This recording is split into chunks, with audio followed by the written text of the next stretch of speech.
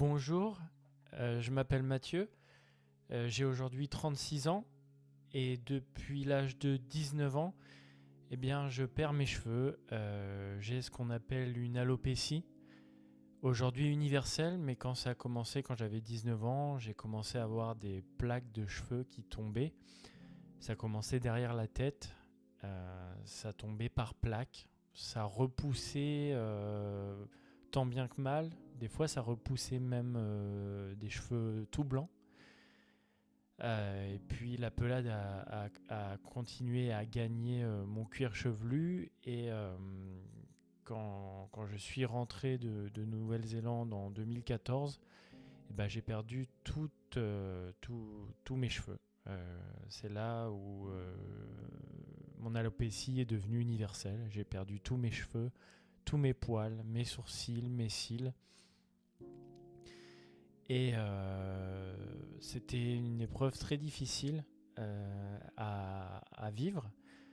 Alors effectivement, c'est pas une maladie dont le pronostic vital est engagé. Effectivement, ma vie n'est pas en danger, mais quelque part au fond de moi, je mourrais à petit feu. Je mourrais à petit feu parce que je me renfermais sur moi. J'ai complètement perdu confiance en moi dû à cette alopécie. D'autant plus que moi, à la base, j'étais danseur. Je faisais des compétitions de danse un peu partout dans le monde. Alors autant vous dire que l'apparence dans le milieu de la danse, c'est plus qu'essentiel. Et ben, je me suis renfermé complètement sur moi. J'ai perdu confiance en moi. J'ai commencé à me renfermer complètement. Je ne voulais plus voir personne. Je ne voulais plus sortir de chez moi. Je ne voulais même plus voir mes amis. Je n'osais même plus me regarder dans le miroir parce que le Mathieu que je voyais dans le miroir, bah, c'était plus le Mathieu que je connaissais. Et c'est là où la descente aux enfers a vraiment commencé. Je restais chez moi, je ne voulais plus voir personne. Je me laissais complètement aller. Je me réfugiais dans la nourriture, je mangeais, j'ai pris du poids. Et plus je prenais du poids, plus je me laissais aller. Moi, j'avais envie de me voir. Et au final, voilà, je me reconnaissais plus et je me voyais plutôt comme une créature plutôt que comme un homme. J'étais cette créature voilà, sur laquelle les gens se retournaient dans la rue. Voilà, quelqu'un sans cheveux, le crâne blanc comme un œuf, plus de cils, plus de sourcils.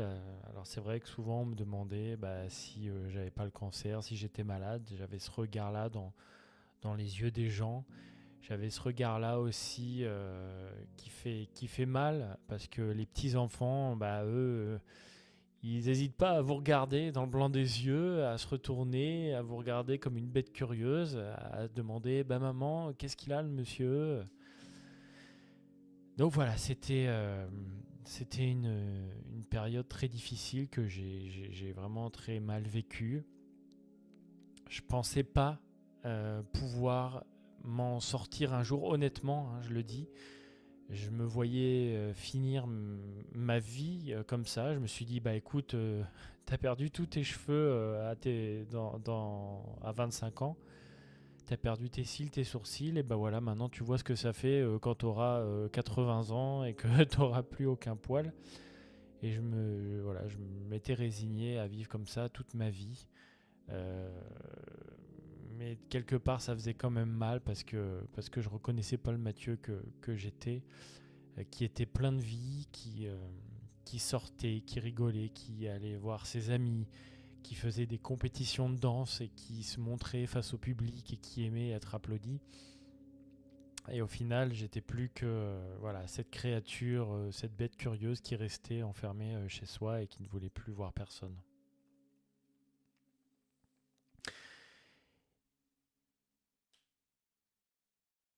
Et il est arrivé un moment où, par hasard, en regardant des vidéos sur YouTube, Et ben, je suis tombé sur des personnes comme moi qui ont l'alopécie universelle. Alors je me sentais moins seul, oui, mais ça n'enlevait pas ma peine, parce que l'alopécie universelle en France, ça touche une personne sur 1 million. Alors autant vous dire qu'on n'est pas nombreux hein, en France, on doit être voilà, une soixantaine. Alors quelque part je me disais, bah tu vois, t'as de la chance, t'es rare, t'es quelqu'un de, t'es quelqu'un de rare, et il n'y en a pas beaucoup des comme toi. Et, et donc quelque part, je me confortais dans cette idée. Mais je suis tombé un jour, vraiment par hasard, sur une vidéo donc sur YouTube, sur des personnes qui avaient l'alopécie et qui faisaient de la trichopigmentation. Alors, ça m'a tout de suite interpellé parce que, en fait, j'ai jamais essayé aucune autre solution. Parce que comme j'ai toujours très mal vécu cette situation de perdre mes cheveux, mes poils, mes cils, mes sourcils dans ma vingtaine, il était hors de question pour moi de mettre une perruque. Ça peut paraître bête de dire ça maintenant parce que maintenant j'ai envie de mettre des perruques et de m'amuser. Mais à l'époque, en fait, je n'acceptais pas en fait mon alopécie et j'avais pas du tout envie d'essayer d'autres solutions. Je voulais pas mettre une perruque. J'avais peur qu'en dansant, bah, je tourne la tête un peu trop vite et que la perruque elle tombe. Je trouvais ça, voilà, j'avais cette image, voilà, des vieillards avec leur toupet sur la tête. Voilà, moi je suis danseur, j'étais prof de fitness, moi je vis, je bouge, je cours, je transpire, voilà, j'utilise mon corps pour me bouger, je voulais vivre ma vie pleinement, je voulais pas être restreint dans mes mouvements, je voulais pas être restreint à cause voilà, d'une solution, que ce soit d'une perruque, que ce soit des implantations capillaires. Donc pour moi, voilà, ma seule solution c'était que mes vrais cheveux repoussent, je voulais avoir mes vrais cheveux, alors j'ai essayé plusieurs solutions. Je suis allé voir les médecins, beaucoup de médecins, des dermatologues, j'en ai vu. Alors certains qui m'ont encouragé, certains qui m'ont complètement coupé les pattes. Je suis sorti de chez certains médecins où voilà, j'étais en larmes et bon. Parce que voilà, le processus d'acceptation est difficile. Euh, et donc voilà, je voulais pas une solution bricolée quoi. Je voulais pas du bricolage. Je voulais pouvoir revivre ma vie. Je voulais voilà revoir mes cheveux. J'avais essayé donc certains médecins m'avaient donné du minoxidil pour aider à la repousse des cheveux, mais bon. C'est tant bien que mal, voilà, j'ai un tout petit duvet qui pousse voilà, quelques cheveux par-ci par-là, blancs, de quelques millimètres qui poussent, enfin ça n'a rien à voir avec une chevelure d'un homme de 20 ans. Je suis tombé un jour sur une vidéo YouTube de quelqu'un qui avait une alopécie et qui a fait une trichopigmentation. Et là, c'était, au fond de moi, c'était la libération. Je me suis dit, waouh, mais c'est incroyable ce qu'on peut faire. Alors, ça a attisé ma curiosité. Je me suis dit, bon, est-ce que ça rend aussi bien en vrai que sur la vidéo, etc. Et alors là, j'ai passé des nuits entières à regarder plein de vidéos sur la micropigmentation, la trichopigmentation, sur les personnes qui avaient de l'alopécie faire de la trichopigmentation, parce qu'on peut voir plein de personnes qui ont de la calvitie faire de la densification, de la micropigmentation capillaire. Mais pour une personne comme moi qui avait l'alopécie, c'est-à-dire qu'il faut travailler sur tout le crâne, il faut refaire cette illusion d'optique d'avoir des cheveux. Et j'ai trouvé pas que un, mais j'ai trouvé plusieurs personnes qui avaient de l'alopécie et bien utiliser cette technique. Je dois dire, quand j'ai vu les résultats sur les vidéos YouTube, j'étais complètement sidéré. Je trouvais ça extraordinaire. Alors c'est sûr, c'est pas comme si j'avais des cheveux. C'est pas comme si j'avais des cheveux comme avant, mais en fait, c'est un effet rasé. Donc ça a été vraiment pour moi une libération de voir que cette solution existait.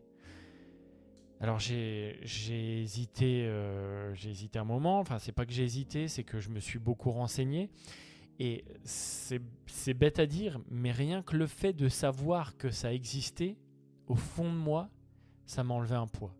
Au fond de moi, j'ai senti comme une libération totale. J'ai eu comme une... C'est comme si je renaissais en fait. Je me suis dit, mais ça y est, il existe enfin une solution à mon problème.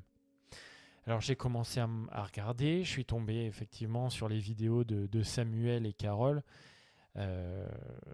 sur internet, de médicodermes qui faisaient de la trichopigmentation pour les personnes atteintes d'alopécie universelle, mais pas que, parce que moi j'ai plus de sourcils non plus. J'ai vu que Carole faisait du sourcil masculin poil à poil, hyper réaliste. Et donc du coup, j'ai cette idée a fait son petit bonhomme de chemin dans ma tête. J'ai mis quelques mois à me décider, à prendre mon téléphone et à appeler Carole et Samuel. Et enfin, un jour, je l'ai fait. Et à partir de là, c'était parti, quoi. Je me suis renseigné, j'ai regardé les prix, comment ça se faisait, etc. J'ai regardé un petit peu partout s'il n'y avait pas d'autres centres de dermopigmentation ou de trichopigmentation à côté de chez moi, parce que moi je suis à Paris. Et c'est vrai qu'il existe, il en existe un petit peu, mais moi je voulais vraiment trouver les meilleurs. Je voulais pas remettre. Alors je sais qu'il en faut, hein, il faut des modèles, il faut des personnes volontaires pour que d'autres trichopigmentistes puissent se faire la main et apprendre les techniques. Mais honnêtement, moi, c'était pas possible. Moi, il fallait que je donne mon cuir chevelu à un expert. Je voulais avoir le meilleur résultat possible, quitte à payer le prix. Et donc, j'ai trouvé Samuel, qui fait de la trichopigmentation depuis 2014, qui a fait des centaines de procédures, qui a traité plusieurs patients atteints d'alopécie universelle.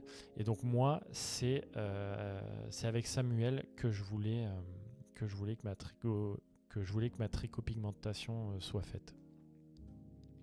Et donc je les ai appelés, j'ai appelé l'institut et on s'est décidé, on a déterminé une première date. Alors ça s'est fait pour ma part en plusieurs séances.